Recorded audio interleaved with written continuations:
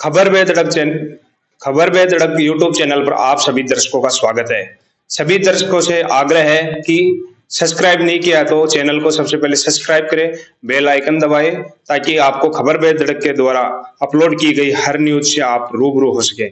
आज हम फिर से किसान नेता धन्नाराम सैनी, कांग्रेस के प्रवक्ता हैं उदयपुर वाटी के, और विधानसभा चुनाव 2023 में कांग्रेस की टिकट पर अपनी दावेदारी जता रहे थे। और हमारे चैनल के द्वारा पहले भी आपको बताया गया था कि धन्नाराम जी सैनी हैं जो टिकट की दौड़ में नहीं है, उनका नाम पैनल में नहीं गया है, और आखिरकार धन्नाराम जी सैनी की टिकट कटी गई है। और पूर्व प्रधान रहे और पिछले विधानसभा चुनाव में प्रत्याशी रहे भगवानाराम जी सैनी को उदयपुर से कांग्रेस का प्रत्याशी बनाया गया है। अब हम जानेंगे धन्नाराम जी सैनी से कि किस कारण से आपकी टिकट कटी, क्या पूरी रणनीति रही और आगे की आपकी क्या रणनीति रहेगी। क्या कांग्रेस का उम्मीदवार यहाँ से जीत पाएगा या फिर कोई अन्य उम्मीदवार यहाँ से जीतेगा। धन्नाराम जी सैनी, आपका एक बार फिर से हमारे स्टूडियो में स्वागत है। विकास जी, मेरी तरफ से, क्षेत्र की जनता की तरफ से मैं भी आपको बहुत बहुत धन्यवाद देता हूँ। धन्नाराम जी सैनी, आप कांग्रेस की 35-36 नामों की एक लिस्ट थी टिकट मांगने वालों में, उसमें आपका भी एक नाम था। और कुछ दिनों पहले हमारे द्वारा आपका एक इंटरव्यू लिया गया था, उसमें हमने बताया था कि आपके जो नाम है वो पैनल में नहीं है, और आप उस समय कह रहे थे कि मेरा नाम पैनल में है, मुझे टिकट मिलेगी। और आज कल जो रात को सूची जारी हुई थी उसमें आपकी टिकट कट गई। क्या कारण रहे आपको टिकट नहीं मिली? किसानों की अनदेखी की है क्या कांग्रेस पार्टी ने? देखिए विकास जी, हमारी कांग्रेस पार्टी, हमारी सरकार ने कभी किसानों की अनदेखी नहीं की है, बहुत संवेदनशील रहती है। हमारी कांग्रेस की तरफ से 35 लोग मान लीजिए, 36 लोग मान लीजिए, टिकट मांग रहे थे। अभी सभी लाइन में थे, सबको उत्साह था कि हमको मिलेगी टिकट। एक मिल सकता है, वरना नहीं 36 थोड़ी मिलेगी एक विधानसभा में। हमारे आप कह रहे हैं कि यहाँ पर टिकट को जिता कर भेजेंगे, लेकिन जो 35 लोग या 36 लोग टिकट मांग रहे थे उनमें से आज करीब 4 से 5 लोगों ने यहाँ पर निर्दलीय फॉर्म भरा है, कोई बसपा में चला गया। क्या इस तरह से फूट यहाँ पर कांग्रेस को जिता पाएगी? इसमें यह है कि कांग्रेस में नहीं तो फूट है और एकता बहुत ठाड़ी है। लोग, हमारी कांग्रेस पार्टी, हमारी हाईकमान ये मानती आता है, उसका स्वागत जाता है, उसका स्वागत। हमको आज देश में कांग्रेस यहाँ तक लाई है, दलितों को, मजदूरों को, किसानों को और आदिवासियों को। तो आज देश को जरूरत है कांग्रेस, आज कांग्रेस ने जरूरत है देशवासियों की। और हम ज्यादा से ज्यादा यही मानस बना के चल रहे हैं कि हमारे कांग्रेस का कैंडिडेट जीते। और आप ये कहते हो कि यहाँ तो 5 ही लोग थे कांग्रेस से जो आवेदन किया था, जो टिकट का मानस बना रखा था, टिकट लेने के लिए उत्सुक थे। तो मैं आपको ये बताता हूँ आपके चैनल के माध्यम से, हम सभी यहाँ थे। क्या पता किसी के कोई कारणों से वो नहीं पहुंच पाए। फोन से हमारी बात हुई है, वो कल आपके सबके सामने आ जाएंगे। आप पहले आपके ये चैनल के माध्यम से मेरे को ये भी कहा था कि आपका दूल्हा कहाँ है, कहाँ नहीं है। मैं बोला अभी प्रकट होगा, हमारा दूल्हा प्रकट हो गया है और अभी हमारी तैयारी। किसान नेताजी, आप कह रहे हो दूल्हा प्रकट हो गया, लेकिन आप तो दूल्हे की दौड़ में खुद भी थे, आपको रिजेक्ट क्यों किया पार्टी ने? रिजेक्ट कहाँ किया है? हमारी पार्टी ने हमको कहा है आप नए नौजवान हो, आपको अवसर मिलेगा, आप पार्टी में रह के काम करो, पार्टी में ऐसा काम। कौन से अवसर की बात कर रहे हैं आप? खेतड़ी विधानसभा क्षेत्र में 2 घंटे पहले कांग्रेस में शामिल होने वाले प्रधान को आप 2 घंटे बाद में कांग्रेस का उम्मीदवार बना रहे हैं। किस तरह की रगड़ाई की बात करते हैं आप? एक बार रगड़ाई का भी भाषण दिया था आपने। वो तो देखिए, हमारे राजस्थान के लोकप्रिय मुख्यमंत्री साहब गहलोत साहब, वो कहते हैं कि कांग्रेस के प्रत्येक कार्यकर्ता की रगड़ाई होना जरूरी है। तो ये तो हमारी कांग्रेस में नहीं, भाजपा ने भी दिया है। भाजपा भी अभी, भाजपा के तो किसी व्यक्ति का ऐसा बयान आया नहीं कि रगड़ाई होना जरूरी है। आपकी तरफ से ये बयान जारी हुआ था कि हमारे आलाकमान है वो कहते हैं कि नया जो भी कैंडिडेट का पार्टी में प्रवेश करता है उसकी करीब 5 साल कम से कम रगड़ाई होनी चाहिए, पार्टी की रीति नीतियों के बारे में जानकारी होनी चाहिए। लेकिन खेतड़ी में, अभी झुंझुनू जिले की खेतड़ी विधानसभा है, उसमें इस तरह का वाकया सामने आया है कि जो भाजपा से प्रधान बनी और एक दिन में कांग्रेस भाजपा को छोड़ा, कांग्रेस में शामिल हुई और 2-3 घंटे के अंदर अंदर ही उसको कांग्रेस पार्टी टिकट देती है। किस तरह की आप एक्सपीरियंस की बात करते हैं, कौन सी रगड़ाई की बात करते हैं? क्या खेतड़ी की जो टिकट मिली है उसमें रगड़ाई का आपका जो बात है वो कहाँ दरकिनार की गई, क्यों की गई? वो हमारी हाईकमान का मैटर है, हमारे केंद्रीय नेतृत्व का मैटर है। वो क्या पता उसमें लगा होगा, कांग्रेस की रीति रीति वो पहचान लेगी और जान चुकी है, इसलिए हम उसको टिकट दिए। कैसे कह सकते हो आप जान चुके? 2 घंटे पहले आपकी पार्टी में अगली ने प्रवेश किया है, पैर रखा है, और आप 2 ही घंटे में उसको इतना टैलेंट है क्या 2 घंटे में पूरी पार्टी की रीति और नीतियां जान ली? वो हमारी हाईकमान का काम है, तो वो सोच समझ के दिया होगा टिकट। अब बात पूछ रहे हो आप मेरी, तो मैं भी दौड़ में था, और हमारे 35 में अभी आप बोलते हो कि आपका पैनल में नाम ही नहीं था। आप ये बताओ, आपके चैनल के माध्यम से मैं ये कहता हूँ कि मेरी तरह सभी किसान नेता ही बन गए, वो तो बाकी 34 सभी को ये सूचना मिली है। हमारे जयपुर प्रदेश कांग्रेस कमेटी से हमारे पास में फोन आया है कि आपको कांग्रेस के कैंडिडेट के साथ में लगना है, एकता से अखंडता से यहाँ से विजय बनाना है कांग्रेस का कैंडिडेट को। आज जो वो एक तिरक बाण लेके घूम रहा है सड़कों पे, उदयपुर वाटी की सड़कों पे, जो आदमी लूट के बैठा है पूरे क्षेत्र को, पूरे देश को, मंत्री, वो राज्य मंत्री था तो वो पूरे राजस्थान का था।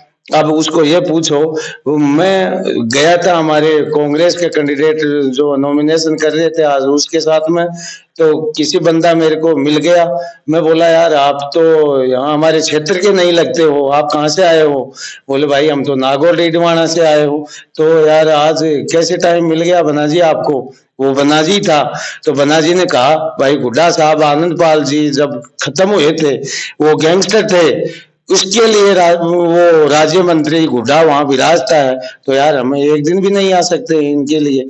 तो वो फर्जी लोगों की भीड़ दिखाना, कांग्रेस का वोट बैंक ऐसा है, क्षेत्रीय है, लोकल प्रायोरिटी का है, भारी नहीं है। आप कहीं बौखला तो नहीं गए हैं कि राजेंद्र सिंह जी घोड़ा की जो नामांकन रैली थी उसमें हजारों की संख्या में भीड़ को देखकर कांग्रेस पार्टी के उम्मीदवार के साथ में इतनी भीड़ जुट नहीं पाई? क्या आप उसको लेकर बौखला के तो ये भाषण नहीं दे रहे हैं कि भारी लोग यहाँ सभा में आए थे? बौखलाना की तो भाषा ही हम नहीं जानते हैं। कांग्रेस वाले बौखला गई, भाजपा बौखला गई, वो शिवसेना। आप ये बातें आप कह कैसे रहे हो कि हम बौखला गए? हम नहीं बौखलाए, वो लोग बौखलाए, तो उसको बाहर से जनता को बुलाना पड़ रहा है, निमंत्रण दे दे के, पीला चावल दे के। वो लोग हमको बोल रहे थे कि हमको पीला चावल दिया, ब्याह शादी का सा कार्ड नहरा भेजा, और फिर बोलते हैं आप जरूर जरूर आना, मेरी आन बान शान, मेरी मूछ का सवाल है। अगर उदयपुर वाटी में भीड़ बाहर से भी दिखाना, पर ये यहाँ की जनता को मैं गुमराह कैसे करूं? गुमराह का सांग उसको आता है, तो जनता अब की बार गुमराह नहीं होगी, उनको पहचान ली बंदे को। हमारा सभी पंचायतों में रिश्ता नहीं है, 36 कौम से प्यार है, दुलार है, सभी लोगों को हम लोकल प्रायोरिटी से जानते हैं, वादा से कहते हैं। गुड्डा भारी लोगों की भीड़ दिखा के जनता गुमराह नहीं होगी, ये मैं दावा से कह सकता हूँ। राजेंद्र सिंह घोड़ा ने आज कहा था कि जनता जिसको चाहती है जीत उसी की होती है। आज जो भीड़ थी उसको देखकर लगता है कि जनता राजेंद्र सिंह घोड़ा को चाहती है, और आप कह रहे हो कांग्रेस को हम जिताएंगे यहाँ से, लेकिन भीड़ नहीं जुटा पाए। कांग्रेस के 36 प्रत्याशी दौड़ में थे टिकट की में, लेकिन फिर भी यहाँ पर 1000-1500 से ज्यादा भीड़ इकट्ठी नहीं कर पाए थे कांग्रेस के, और अकेले व्यक्ति ने खूब भीड़ इकट्ठी की है। बूढ़ा साहब अपना और अपनी पत्नी का पहले जो नॉमिनेशन किया था उसमें भीड़ कहाँ थी?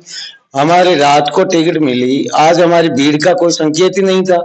हमको कांग्रेस वालों को फॉर्म भरना था, भर दिया।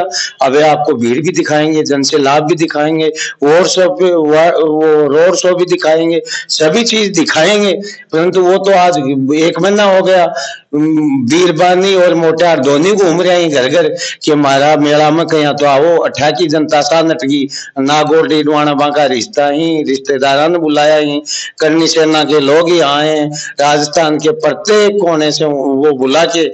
ये उदयपुर वाटी में तो वैसे ही रोडों पे आदमी रहता है, ट्रैफिक रहता है। आप गाड़ियों में वोट है, वोट तो डाणी में, किसानों के झोंपड़े में, घर में, उसमें वोट है। गुड्डा जी की गाड़ियों में वोट लेके वो जीत पाएगा। और यही बात आप वो कहते हैं कि जनता जिसको चाहती है जीत उसी की होती है। 2013 में कहाँ गए थे वो बंदा जनता चाहने वाला?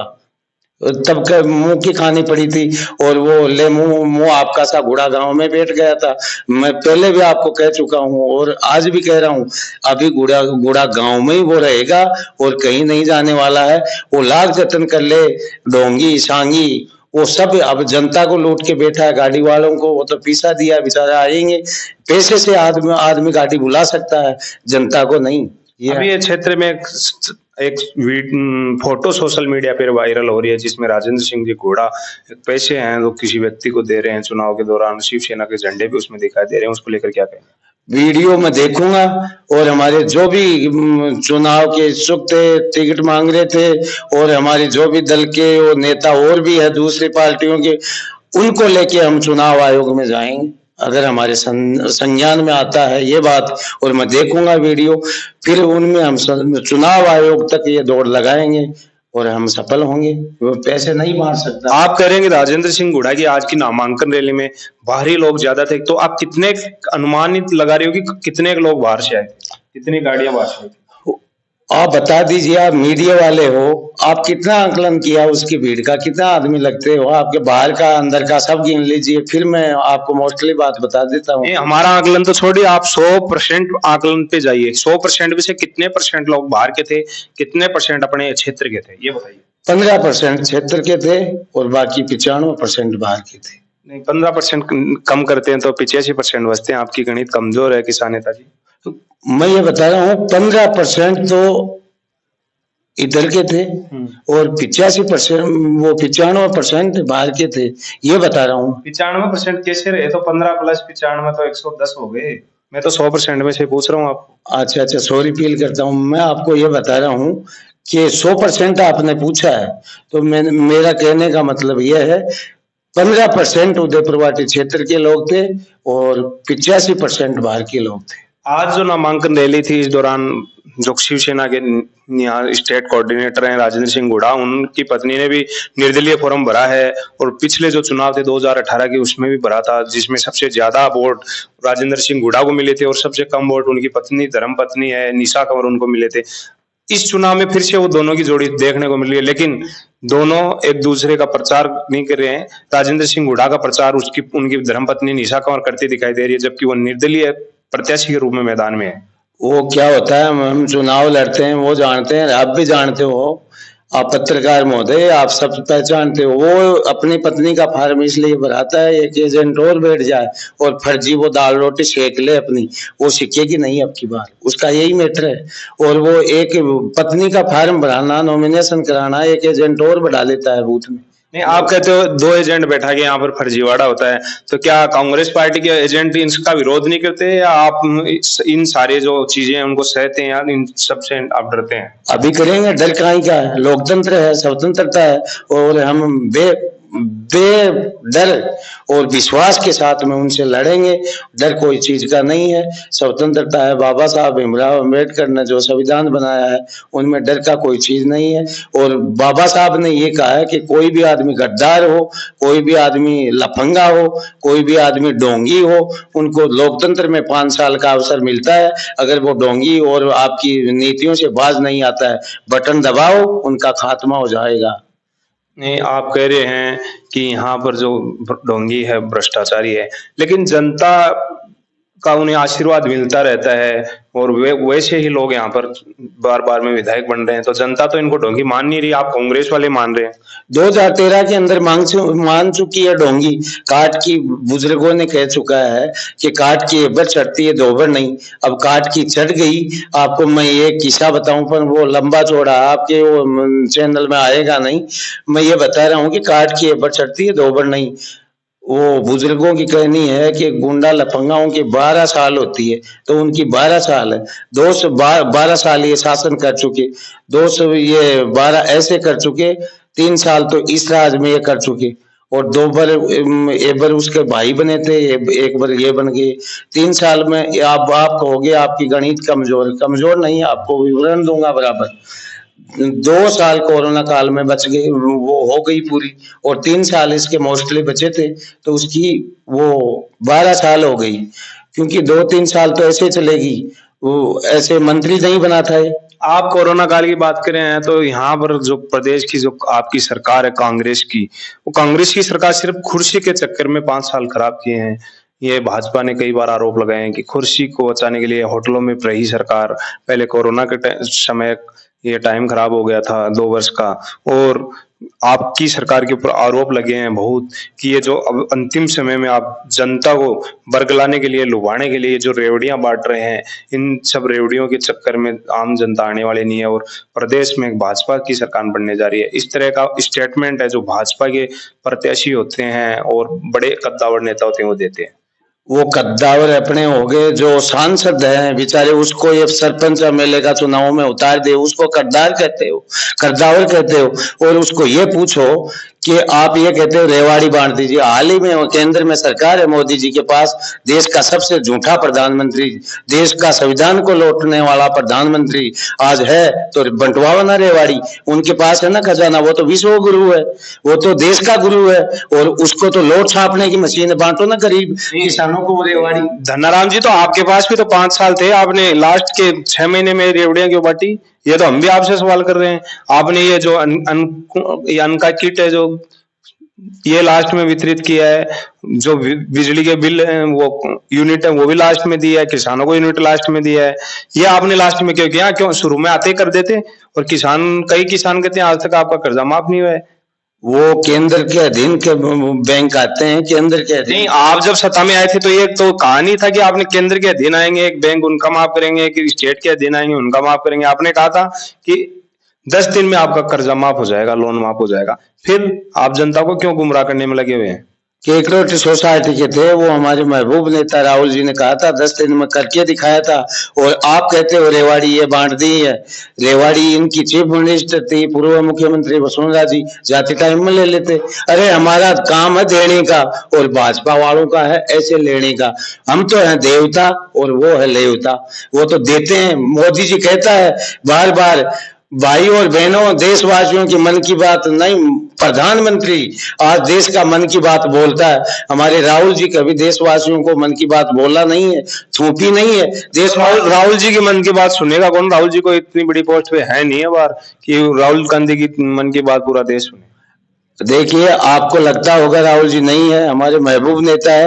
गांधी परिवार आज कांग्रेस को यहाँ तक लाया है। हमारी पार्टी गांधी परिवार है, कांग्रेस है। और आप कैसे मान लिए वो नहीं थे? पूर्व राष्ट्रीय अध्यक्ष है हमारे अखिल भारतीय कांग्रेस कमेटी के। धनाराम जी, पूर्व राष्ट्रीय अध्यक्ष तो खूब है, राहुल गांधी नहीं है, उनके पहले भी खूब बने हैं। पूर्व राष्ट्रीय अध्यक्ष का बढ़ता क्या है? आज एआईसीसी महासचिव है राहुल जी, आप ऐसे कैसे बोल दिए? और जो कांग्रेस में पूर्व का भी हम सम्मान करते हैं, वर्तमान का भी करते हैं। पूर्व का सम्मान कहाँ होता है? ये आपने ताजा उदाहरण दे दिया। खेतड़ी में 5-6 वर्ष कद्दावर नेता थे, मंत्री रहे आपकी सरकार में, उनका टिकट काट दिया, वर्तमान विधायक थे। किस तरह के आपके कद्दावर नेता के मान और सम्मान की बात करते हैं? हमारे गहलोत साहब ने मान और सम्मान के साथ में, गहलोत साहब की जब विकेट गड़ी थी उस समय वो अपने समाज को दरकिनार करके आपके गहलोत साहब का उन्होंने साथ दिया था, और फिर गहलोत साहब ने उनके साथ ये किया है। देखिए, आप बार बार हमारे घर की बातों पे मत बोलो, वो हमारे बीच क्यों में है। आप कह रहे हो ना हमारे बार बुजुर्गों का सम्मान होता है, तो मैं तो सम्मान की बात करता हूँ। बुजुर्गों का तो होता है। अब ये वो जितेंद्र सिंह जी खेतड़ी वाले, वो बुजुर्ग नहीं है क्या? वो आपकी पार्टी के नहीं है क्या? उन्होंने आपकी सरकार बचाने में भूमिका नहीं निभाई क्या? वो कांग्रेस के नहीं है क्या? उनकी टिकट क्यों काटी? आप सुनो तो जवाब दूं, आप बार बार आप ही बोलते हो।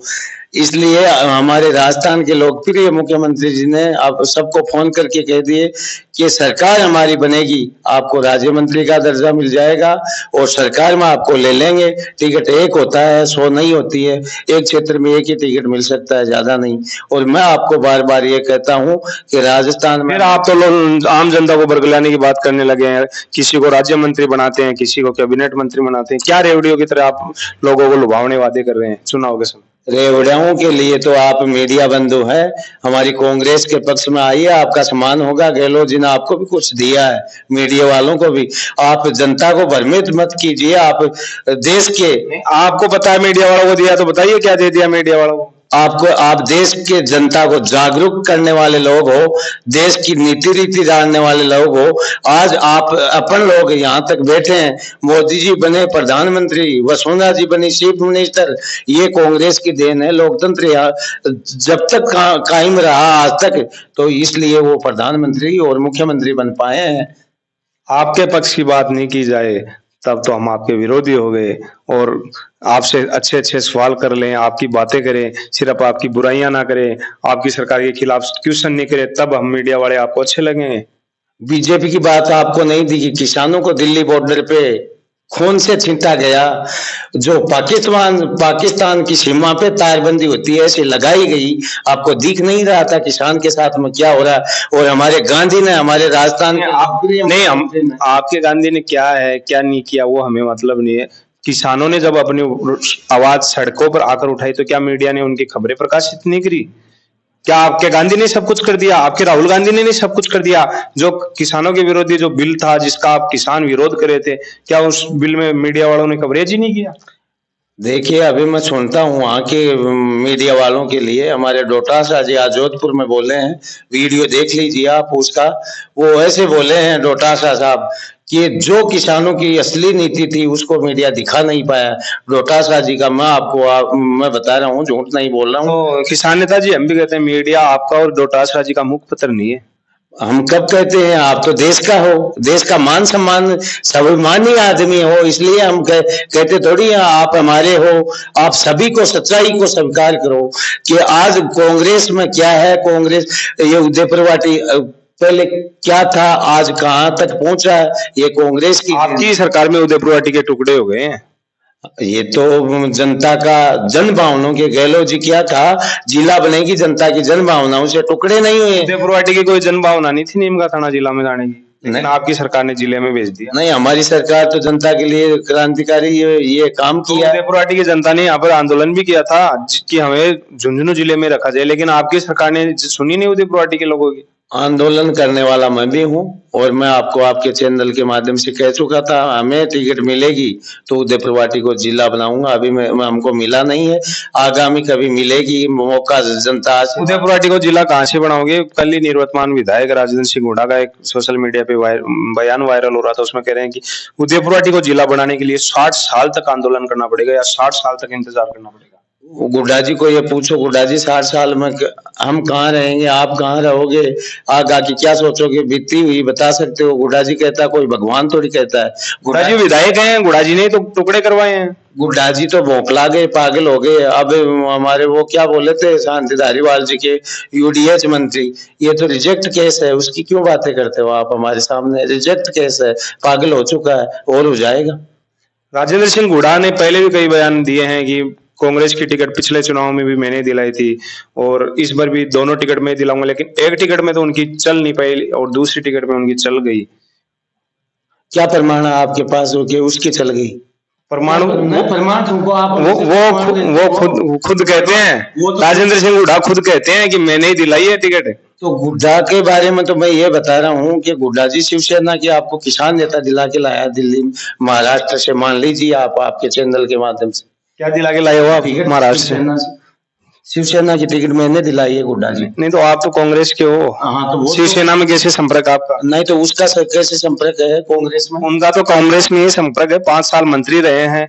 सचिन पायलट जी खेमे से अभी आते हैं, पहले गहलोत खेमे से थे और सचिन पायलट की जय बोलने के बाद में उनको गहलोत जी ने बर्खास्त किया था। महिलाओं के सम्मान की बात उन्होंने विधानसभा में उठाई थी। उसके बाद में ये सुनने में आ रहा है कि सचिन पायलट का जो कोटा है, सचिन पायलट ने उदय प्रवाटी के टिकट के लिए खूब लड़ाई लड़ी है, इसलिए भगवान राम जी को टिकट मिली। सचिन पायलट जी हमारे सीनियर नेता है, हमसे सीनियर है और वो हमारी कांग्रेस में था गुड्डा, उस टाइम में होगा।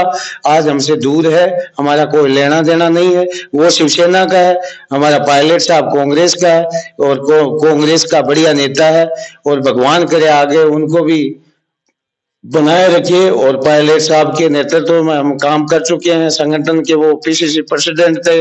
और आप कैसे कह सकते हो कि गुड्डा ने ये कहा? ये तो पहले गहलोत जी को ये कहता था, गहलोत नहीं है, ये आंधी है, मारवाड़ का गांधी है। क्या बातें करते हो यार, ये तो नहीं। इसके बाद में तो उन्होंने गहलोत जी के बारे में बहुत खूब कहा है। गहलोत जी को तो मैं क्या क्या समझता हूँ, आपको सबने सुना है। तो इसीलिए तो मैं ये कह रहा हूँ, इन लोगों की बातों में मत जाओ। ये तो ये भी कहता था, पहले तो किसको चढ़ाया? पासवान जी को। इनके भाई रणवीर सिंह हुड्डा 2003 में लेकर के आए थे झोंपड़ी, वो थी रामविलास पासवान की, उसको चढ़ाया। फिर हमारी दलितों की बहन और आज हमारी पूजनीय हमारी बड़ी बहन है मायावती जी, उनका अपमान विधानसभा में ये करने वाला इनका नाम गुड्डा है। आज दलितों का अपमान इसने किया है और दलितों को मैं बार बार कहता हूँ, मायावती जी का अपमान करवाने में तो आपकी भी अहम भूमिका रही है आपकी सरकार की, कि आपकी सरकार में विधायक कम पड़ गए और उनको बसपा से कांग्रेस में शामिल करवाया गया। इसमें आपकी भूमिका ज्यादा है कि मायावती जी के ऊपर इतने बड़े आरोप लगवाए? आपको हम हमारे घर में लेकर के चलेंगे कि विकास जी आप चलो, या आप खुद आ गए, फिर हमारा सामान पड़ा है उसको आप तोड़ोगे, घर से कुछ चोर के भागोगे, उसके जिम्मेदार हम हैं। वो तो उनकी नीति है, नीति और रीति हमको नहीं जची है तो उसको भगा दिए भगोड़े को। ये तो भगोड़ा दुल्ला है, कभी बसपा से भगता है, कभी बीजेपी से भगता है और कभी ये पासवान की पार्टी से भगता है। उनका कोई तथ्य नहीं है। अभी राजेंद्र सिंह हुड्डा की इस चुनाव में क्या स्थिति रहेगी? अभी मैं बता दिया, ये टूटी फूटी कोई गाड़ी या कोई खाट, उसको बोलते थे पुराने आदमी मछलिया ले आओ मछलिया, तो इनके कोई भी गुड़ा गांव में बड़ लगा ले बड़ो सो और भी के नीचे बैठे बैठे हो आप भजन करे, तेरी उम्र होगी हो गए लो जी का ऊपरिया कहा करे है कि नौजवान ने बनना चाहे सीएम और यो पायलट ने बनाना चाहे बुढ़ा ने वो आराम करना चाहे, तो ये नहीं कहो बुढ़ा जी की किसान नेता था नहीं कहे ते बुढ़ा होगा। अब कांग्रेस ने वोट दो जना सरसों जवान देख लो, बिन थारो वोट दे दो और बिन एमएलए रहबा दो थे भी करो जाऊं उदयपुर पार्टी में। वो त्याग और बलिदान जनता ने शिक्षा दे बाला, अरे तेरो भरे को नहीं के 3 बार लूट बैठ को जनता ने, अब तो सब डट जा। अब भी नहीं है देखो है ते चुनाव में ना लड़ो थारो, वो नारो लगाए है कि नौजवाना ने अवसर दो, वो कह मैं माड़ा ने यो बना दियो चेयरमैन बना दियो, तो वो माड़ा ना आपकी बार एमएलए बनाओ जना माना में भी की सारी बात। आप कह रहे हो कि आप नौजवान युवाओं को मौका मिलना चाहिए, लेकिन इस बार कई विधायकों ने अपने बेटे के लिए टिकट मांगा था, एक भी विधायक के बेटे को टिकट नहीं मिला और आपने फिर से 75 वर्ष के विधायक का टिकट दे दिया, 70 वर्ष के विधायक को टिकट दे दिया, 85 वर्ष के विधायक को टिकट दे दिया। आपकी सरकार और आपकी पार्टी युवाओं को आगे लाने में कभी समर्थ नहीं है। पायलट जी बूढ़ा है और हमारी ये कांग्रेस की सूची है, उसमें कल आपको आंकलन देके मैं बताऊंगा 35 साल के भी हैं। अभी आप तक आकलन किया ही नहीं क्या? महादेव सिंह खंडेला कितने वर्ष के हैं? नजदीकी विधानसभा क्षेत्र है खंडेला, अपने बात करो ना। उन्होंने खुद ने चुनाव नहीं लड़ने की घोषणा कर दी थी। मोदी जी कितने साल के हैं? मोदी आप करो ना, आप करते हो युवाओं की बात, तो आप करते हो युवाओं की बात। हम तो दीपेंद्र सिंह जी ने खूब दिन पहले चुनाव नहीं लड़ने की घोषणा करी थी, फिर भी आपने बुजुर्ग होने के नाते उनको टिकट दी, आपकी पार्टी ने टिकट दी। किस तरह से आपकी पार्टी चाहती नहीं ये वो आगे बढ़े? हमारी पार्टी का था टिकाऊ और जिताऊ, जिनको टिकट देंगे ये भी नारा था हमारी पार्टी का, जिताऊ और टिकाऊ उनको। तो किसान नेताजी धनाराम जी, हम 3 दिसंबर को मिलेंगे।